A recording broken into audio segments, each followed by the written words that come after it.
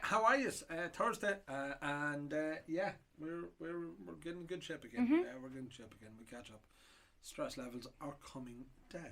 Really? Not really. There's plenty of other problems. I fix one, find another one. Today is a bit of a mishmash, and the reason it's such a mishmash is because they're everywhere. They are literally everywhere, these bottles, and most people don't really and one of the reasons why I wanted to talk about it is most people don't give Cooley the kudos that it deserves. No, it really deserves more credibility than it gets. I'd love to know people's mentality behind it. I'd love to know people's thinking behind it. I mean, Cooley Distillery is 6 miles from us, 7 miles from us here in Dundalk. It is the most unassuming thing in the world. You drive past it without even knowing that there's something there, and the reach that that distillery has had all around the world is quite exceptional. And even now to this day, being owned by Beam Suntory, continues to have far and wide reach. It doesn't get any love locally. And I mean, I know in one of the groups I was in last night, they were talking about, who's the BA who's the brand ambassador for Cooley. Nobody knows them, and that's wrong in a way. As in for Beam Suntory? For Beam Suntory, for Cooley Distillery, for Cooley Distillate. Now I know they probably don't need it. They're selling lorry loads of the stuff, and that's what they do. But I mean, Stephen McGuinness was the guy that most of us would have known. Stephen has since moved on to Dunville's. But there was nobody, and even Stephen's role within there wasn't a BA per se. No. He was the sales manager and sales director for them. So he'd done so much, but now there's a hole, a gaping hole there because just don't want one in Ireland. Or maybe there is, and we just don't know them. But I mean, everybody knows Ger Garland, everybody knows Jarlath, Seamus Og, everybody knows these people that are associated with the brands. They've become nearly a byword for the brand. I mean, you mentioned Ger Garland, and people know it's Middleton, it's Redbreast. You mentioned Jarlath, or you mentioned Seamus Og. They know it's everybody knows it's Acclaimville, Dunville's. Sarah and McConnell's, Lauren and Bushman's. In a short period of time, these people have become literally synonymous with their brands. Whereas nobody knows who represents these brands. And I'm sure there is. And I'm sorry if I do offend you. And maybe I do know you, and I don't even know that. But it's frustrating. Yeah. And I mean, I find it a personal frustration because I'm so proud of what out there is. And I mean, as I said to you, when John Teeling owned it prior to selling to Jim Beam, they manufactured whiskey for brands all over Europe, literally all over Europe and the world. I mean, into America, everywhere. And we've come them up here like the Shanahans. That's one that was come out of there. There's so many more. I mean, you had the brands that was distilled for O'Hara's, which was one of the ones that we fell in love with, what I fell in love with when we were living in France. It was for the Intermarché brand, and you could buy it, as I say, it was comical. You could buy it for €10 in the local Intermarché, but you couldn't buy it here in Ireland. Crazy. But Tyrconnell, Connemara, Kilbeggan are three of the brands that would be synonymous with them. Tyrconnell, that single malt for Tyrconnell has spawned so many, not imitations, they're not imitations, but so many grandchildren. It is not even funny. I mean, on the bottom there you have a bottle of the Dunvilles, you have a bottle of the Fracullen. That single malt that was done for Cooley is just, oh, it's savage. Anything. Yeah.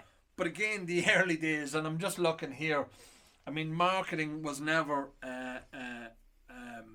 Cooley's forte, or branding or anything else. And I mean, there's a box there, 5-star single malt pure pot still. Single malt, or is it pure pot still? Yeah. Again, the messaging. But again, at the time, there wasn't a definitive pot still. This is what we're going with, the single pot still.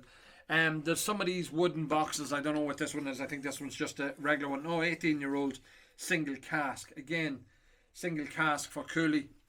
Sorry, Becca. Single cask for Cooley, and there was so many of them came with certificates and all that other stuff as well. To me, they're just unloved.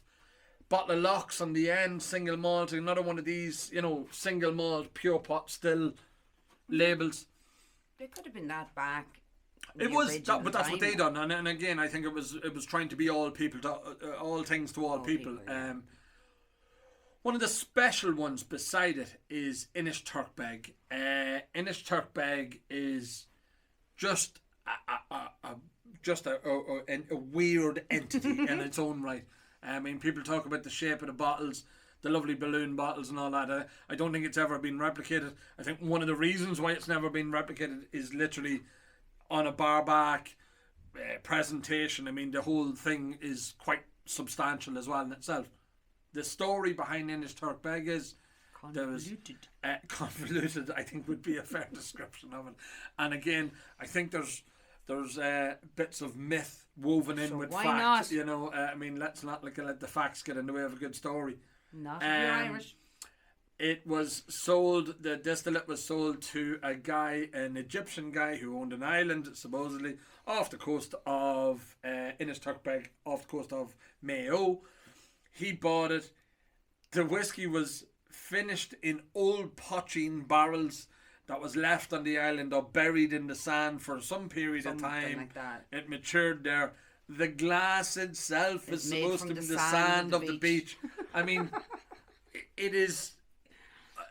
yeah, there's a picture of a leprechaun with a fairy sitting on his shoulder selling the bottle of whiskey. I mean, that's what it's just short of, you know. This stuff, Green Ore 8-year-old single grain. Oh, how many of them we've drank. Oh, that would be a fair description, Katie. We were drinking that. It was €30. I think it was the heaviest we ever paid for it at the time. Give or take, yeah. If even we paid that. Look, I think it's a fantastic whiskey. I do love grain whiskey. I think grain whiskey is a real undervalued, underappreciated whiskey. That and its you know, brethren, the 15-year-old, the 18-year-old, the 21-year-old, I think are cracking whiskies. I just don't think they get the love. Again, not bad. The Connemara single cask there and the Turf Moor. It was, I mean, people are now talking about the peated revolution in Ireland. There you go, lads. Here's the granddaddy. Here's the ones that done it before anybody was doing it. You know, when it was launched, I mean, it was, you know, you can't do peated Irish whiskey. It just doesn't exist. That's a Scotch thing. And they done it, and they stuck to their guns, and they created so many of these, you know, individual releases. I think that's part of the problem with people's perception of Cooley, is that there's so many incarnations of Connemara. Which one do I like? Well, I got that one the last time, and that's not the same bottle again, and this one and that, and even the Tyrconnell. I mean, there's so many different incarnations of the label and all that sort of stuff and everything else. And stuff, yeah. This bottle one is signed by Noel Sweeney on the back, and I think that's the 9th of November. Is it November 08? It is, yeah, 9th of November 08. And that's signed by Noel Sweeney. That's a cask strength peated single malt, 57.9%. No. Talking about Noel Sweeney, no, you're just saying no because the peated bit of it, and they are peated. There is a bit of peated in them. They're not just lightly peated. Talking about Mr. Noel Sweeney. Okay.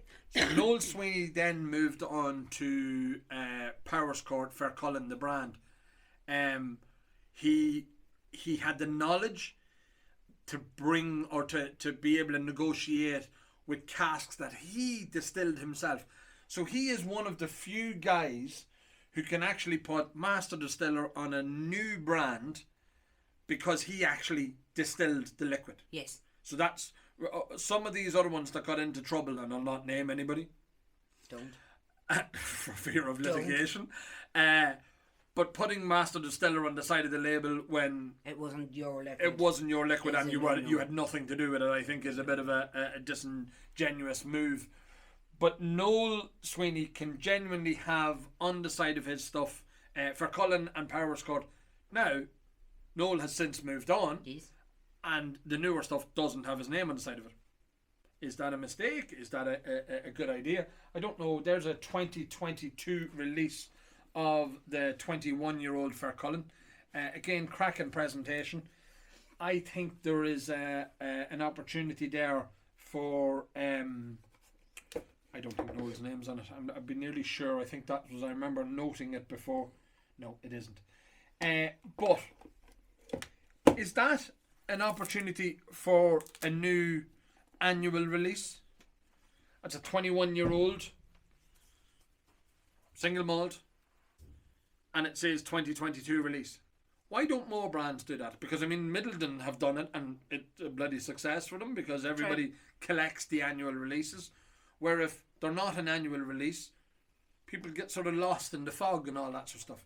Beside that is the 16-year-old single malt, gorgeous wooden presentation. Have you seen this? Look at that big, substantial wooden box with a plaque on the front of it. Lovely presentation inside.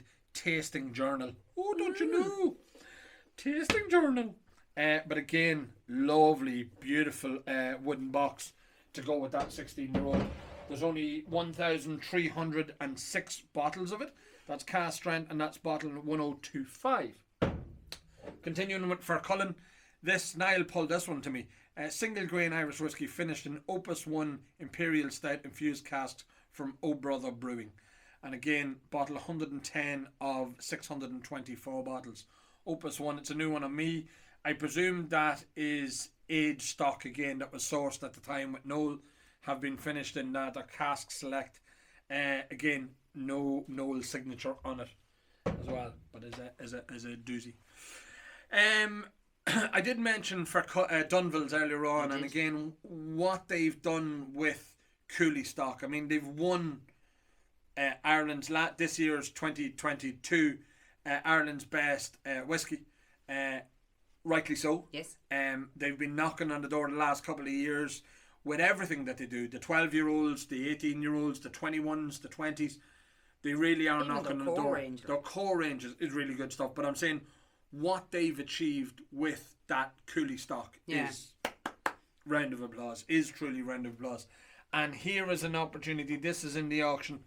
So this is the little taster set for the Port Morant. That's good, Gio. They might have different connotations around the country. That is true. Yeah. That is true. She didn't imply that it's drugs. No. It's not in drugs. Well, technically. But it is a drug, yeah. But it's really nice whiskey. It really is nice whiskey. Nice opportunity to buy that. I know you can still buy that on their website, but it's a cracking little whiskey as well. It's nice. We've been lucky enough. We have a bottle of that open, and actually it's nearly dead. We're going to have to go again. Dig deep, Anto, dig deep. Yeah, but it's worth it, baby. It is worth it. And actually, there's a bottle of that open in JJ's. There is. So people, they can come down and taste that as well. And beside that, look, I mean, the first, again, the predecessor to the 24-year-old Teeling that won the world's best single malt. And again, all ex-Cooley, ex-Bushmill stock that was in that house there. It's just fantastic whiskey. One of the odd ones that come up from time to time, the Cadenhead's 25-year-old cast strength single malt. You know, that was done for Cadenhead's. Look, lads, there's so much. I'd be, you know, and you're going along, and in truth, most of the legacy whiskey that's in Ireland, because we've only had distilleries since 2012, 13. Give it, yeah. Nobody else has been able to give them the stock that we have now. You know, the age stock. Yeah, so it all came from Cooley. I mean, you could walk around here and pick up any amount of bottles of Cooley's. It mightn't clearly say on it. No. I know Brendan's been involved in labelling and Two Stacks have been involved in labelling. Dahi, I don't know what Dahi says. Blah, blah, blah, blah, blah, blah. I can't even read that. Cooley Distillery, there you go. There's another 18-year-old from Dahi, cast strength that was in Cooley Distillery. There's so much whiskey and out there's there. A lot of the whiskey people love to drink, and they don't realise that its DNA is Cooley. Cooley, yeah.